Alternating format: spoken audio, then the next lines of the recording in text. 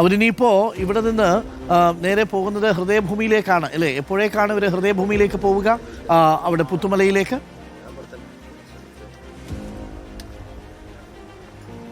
അരുൺകുമാർ, 7 മണി മുതൽ തന്നെ പുത്തുമലയിലെ ഹൃദയഭൂമിയിൽ പുഷ്പാർച്ചനയുടെ ചടങ്ങുകൾ ആരംഭിക്കുമെന്ന് അറിയിച്ചിരുന്നു. പക്ഷേ 7 മണി മുതൽ 8:50 വരെയുള്ള സമയത്ത് ടൗൺഷിപ്പിൽ നിന്ന് ജില്ലാ ഭരണകൂടം പ്രത്യേകം ഒരുക്കിയ KSRTC ബസ്സുണ്ട്. ആ ബസ്സിലാണ് ഈ ടൗൺഷിപ്പിലുള്ള ആളുകൾ ഹൃദയഭൂമിയിലേക്ക് പോകുക. അതിനുശേഷം അവിടെ പ്രത്യേക പുഷ്പാർച്ചനയുണ്ട്. അതിനുശേഷം സർവ്വമത പ്രാർത്ഥന നടക്കും.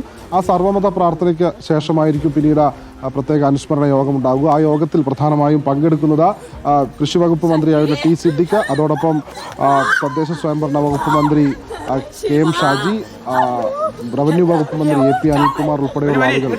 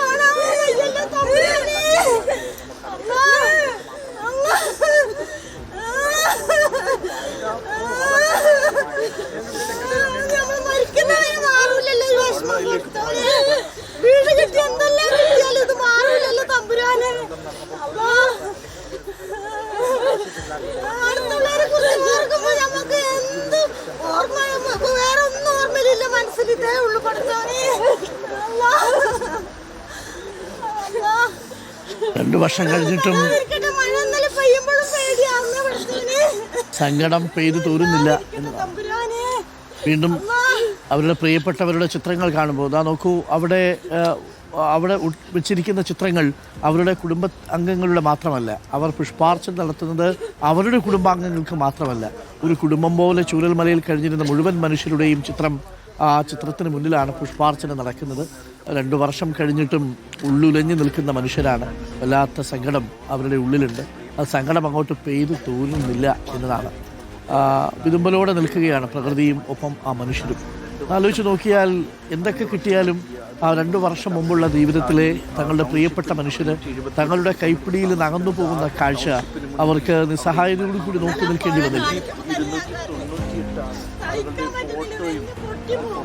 അതാണ് ഈ നെഞ്ചു പൊട്ടുന്നത് പോലെയുള്ള വേദന എന്നൊക്കെ നമ്മൾ പറയുന്നത്. യഥാർത്ഥത്തിൽ അവർ പറയുമ്പോൾ അത് നമുക്കൊരു ആലങ്കാരികമായിട്ടൊക്കെ ചിലർക്ക് തോന്നും. അങ്ങനെയല്ല, അത് യഥാർത്ഥത്തിൽ നെഞ്ചു പൊട്ടി തന്നെ പറയുന്ന മനുഷ്യരാണ് അവിടെയുള്ളത്.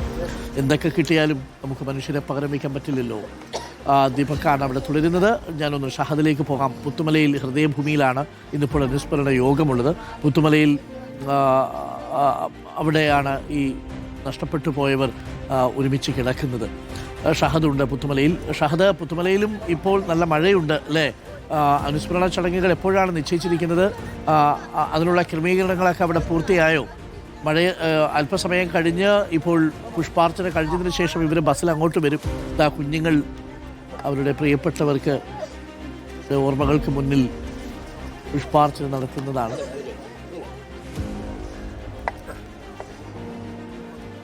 കൂടപ്പിറപ്പുകൾ, പ്രിയപ്പെട്ടവർ,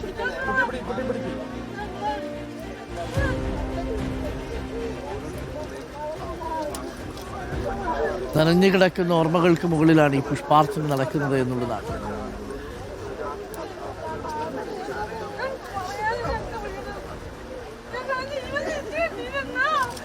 സ്റ്റാമ്പ് പോലെ കുറേ മനുഷ്യർ, പക്ഷെ അവരുടെയൊക്കെ ഓർമ്മകളിൽ അടയാളപ്പെടുത്തുന്നത് നിരന്തരം ചലിച്ചുകൊണ്ടിരുന്ന, അവരുടെ ജീവിതത്തിൽ പുഞ്ചിരിയായും സഹായമായും നിന്നിരുന്ന മനുഷ്യരാണ്.